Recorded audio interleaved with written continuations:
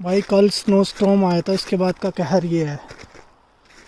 इतने 1-1 फुट जितने बर्फ़ पड़ी है और पहाड़ बन गए 3-3 फुट के, क्योंकि इकट्ठी भी करनी होती है। चलने की जगह भी साफ़ नहीं कर पाए इस बारी, ये हमेशा कर देते हैं। बर्फ़ इतनी ज़्यादा पड़ी है, देखो उधर देखो कितनी बर्फ़ है। तो ये होता है जब यहाँ पे स्नो स्टॉर्म आता है। बाकी कितनी ज़्यादा प्योर वाइट है हल्का हल्का। ऊपर देखो चांद जी, अब तो दिन बड़े हो गए, उजाला रहता है। तो पूरी वीडियो देखनी है SSJ vlogs in Canada. Subscribe कर लो चैनल को, बहुत ही अच्छे अच्छे व्लॉग लेके आता हूँ।